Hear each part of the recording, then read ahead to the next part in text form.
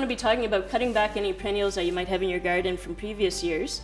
And a perennial we always talk about is a plant that comes up year after year on its own, but it goes dormant for the winter months. So a shrub would be something that it stays, the branches and that stay there for the winter even though it loses its leaves.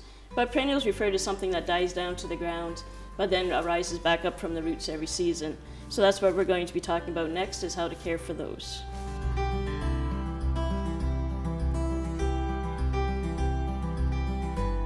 So one of the chores that we need to be doing in our gardens right now, early spring, is cleaning up any perennials that we still might have that we didn't cut back in the fall. With perennials, you can cut them back and clean them up in the fall, especially if you like a nice, neat, tidy look. But if you love the seed heads, I love to leave the sedums up in the garden for the winter, coneflowers, black-eyed Susans, anything that has an interesting seed head that might attract some birds to the garden. So before the perennial gets growing too much, and right now a lot of the perennials are starting to show out of the ground at late March here. And so now is the time to go through before the plant gets too tall and clean up any old stuff. I've got a autumn joy sedum in front of me, just in the pot, one left over from last year that we didn't get cut down. And so you can just start to see a little bit of green coming up there. So I want to make sure that I clean up all these old flower heads before too much more growth happens.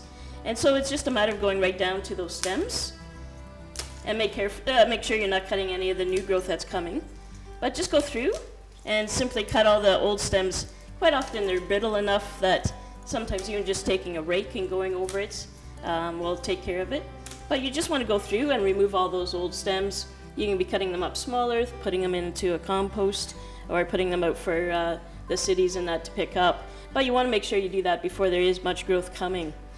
So any perennials that you didn't get a chance to clean up in the fall, now is a great time to be doing it before it grows too much more. If we get a warm spell coming quickly, it happens faster than you think.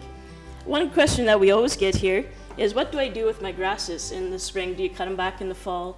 Do you cut them back in the spring? What do you do with them? Again, anything that can leave some texture in the garden for the wintertime, I love doing that.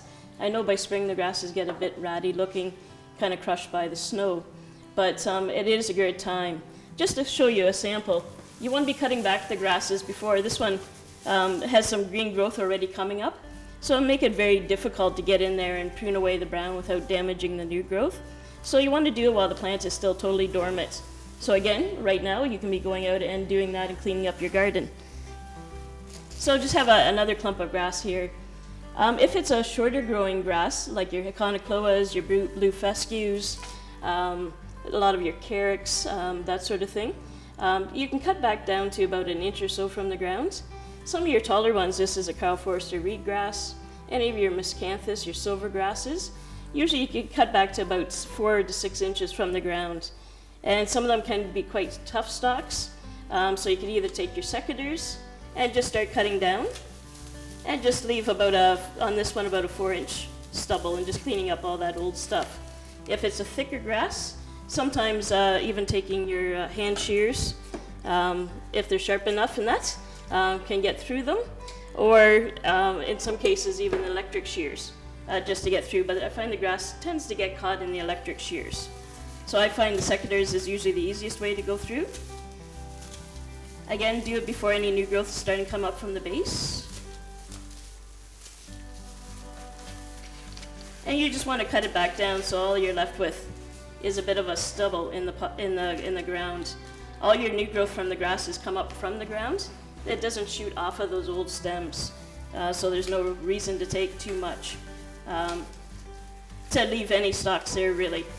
As the clump gets older, it gets harder and harder to cut down as low, but try and clean it up as much as you can. But it's as simple as cutting through and putting that out for compost, and just cutting them back down to the ground. So anything that's looking unkept in the perennials, seed heads, old leaves there, make sure you're raking that up and cleaning it up. And that would be one of the first steps to do with your perennials.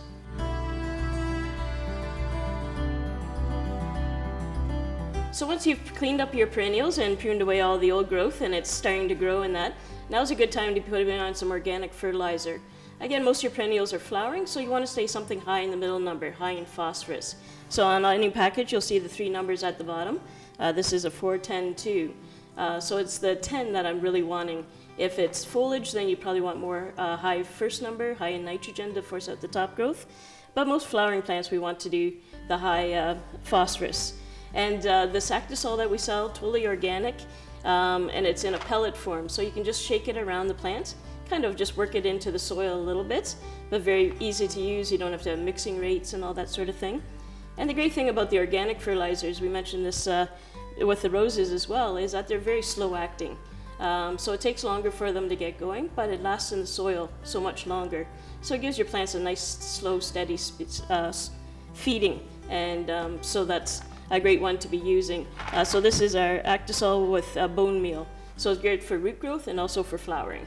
So this is the one I would suggest using with your perennials.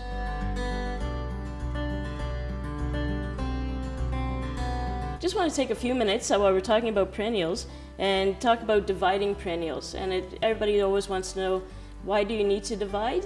And there's kind of three basic reasons why you want to be dividing a perennial. The first one is to control the size of a plant. If you've had like black-eyed Susans in your garden before, you know that they can get out of control and take over a garden. And so sometimes we just have either put things too close together, or some things are just more vigorous growers than others. So if you need to control the size, if it's taking up too much space in your garden, that's a good time to dig up the entire clump and then just divide it into individual pieces and put it back into other, or give it away to your neighbors and that. The second reason for dividing would be to rejuvenate old plants. And if you see a clump of perennials at this time of year, the growth is just starting to come out of the ground. But if you're seeing that the plant just has growth around the outside of the clump and the center area seems dead, there's no stems there at all, that's just a sign that the mother plant that you put in there is dying out, but the growth on the outside is still good. So that's a good sign that you need to divide. Different perennials are different timing. Usually ornamental grasses are best divided every 4 or 5 years. Irises probably about every 4 or 5 years. There's some that don't need dividing, like hostas, very often at all. But if you're noticing that center core of the plants is no new growth coming in the spring, that's a sign that you do need to be digging that up and dividing and putting the outside pieces back into the ground and discarding that center piece. If you don't, eventually every year that area in the center is just going to become more and more dead. There won't be any growth there. You can actually lose the clump in time. So again, if you see that center area just kind of no growth, that's a good sign to you that it does need dividing. The third reason why you would divide perennials is that you just want to propagate. Maybe you're putting in a new garden, or you really like a certain plant and like to add more of it to your garden. So you can be dividing for that reason, just to create more plants. Even though we'd like to see you come here and purchase them. But it's a great way just to multiply the plants in your yard. Or again, a neighbor that wants a clump of it or that in their garden. And so that would be the third reason why we're dividing perennials. When you're ready to divide your perennial, I find the best way to go at it is to lay down a tarp or something on the ground, piece of plastic. And it's always best to dig the entire clump out of the ground at one time. Quite often we'll go in and try to divide the perennial while it's still in the ground, but you really don't know how much root system you're going to get. You might get a big clump of perennials on top, but very little root system. So if you can dig that entire clump out of the ground first, just lay it on the grass or on a tarp, and then you can see exactly how to cut it apart. There's no fast rules how many pieces you need to cut in. Some of it depends on how many plants you want to produce, or just how small the clumps you want to start with. So a clump that you're dividing out, if it's been in the garden a couple of years, usually you'd be able to divide it into like 4 or 5 pieces. If you want to put back in fairly large clumps, then you can do 2-3 pieces. So there's no fast rule of how many pieces can I get out of one clump. If it's one, as we talked about, that needs rejuvenated, where the center of the clump has died away, then you're dividing the outer pieces and then discarding that center piece that has no growth on it at all. So just take the outside pieces and then do that. But lift everything out at once, usually with a sharp spade. I like using a square edge spade to do it, just because you get a nice sharp cut downwards.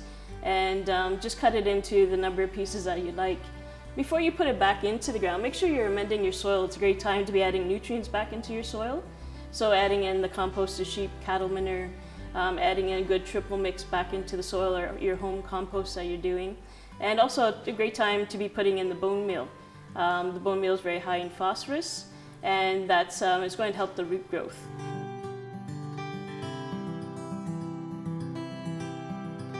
So we're often asked with perennials, when do I divide what plants? And can I divide all plants in the spring or all plants in the fall? And the general rule of thumb for that is, if it's something that's very early blooming, so say from first thing in the spring to late May into June, you want to divide those in the fall. If it's something more summer and fall blooming, then you want to divide it in the spring. What you want to do is choose the opposite time. So much energy goes into a plant. Once you divide it, it has to set out the roots and that. So if you're dividing it when it wants to go into bloom, it won't have enough energy to do so because it's putting all that energy back into the root system. So you do it always the opposite. So some examples would be creeping phlox, the low-growing perennial that blooms first thing in the spring.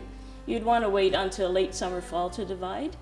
Something like your coneflowers, your rudbeckias, your autumn joy sedums, all those late summer bloomers, it'd be best to divide them in the spring. There's some perennials, such as hostas and that, you really can get away with it at any time. Daylilies, I find you can get away with it spring or fall. But definitely if it's one that's more late summer, fall blooming, spring is the best time. Right now would be the best time to be dividing that clump. If you have a new perennial that's just being put into the ground, we get asked, can we divide it right away and create more plants as we're planting it new from the pots? And really you need to give that plant a year or so just to get its root system established. It's really going to shock the plants. It'll go through a bit more transplant shock and that if you're dividing it as you're planting it. But if the clump has been in the ground for at least a year, then it does have extra root system that can go through that dividing process. When you've dug your hole to put your plant divisions back into the ground, make sure that you're adding some bone meal. So once you've dug out the soil, just spread some of the bone meal pellets down at the bottom of the hole. Make sure that the clump is going in at the same depth as what it was before, so that your top soil level that's around your clump is at the surface of the soil in the garden, the same level. So make sure you fill back in with good topsoil, triple mix compost around it. And you can even spread some of the bone meal then around the top once you've got it planted in there. And that will just give the root system a good boost to get established as quickly as possible for you.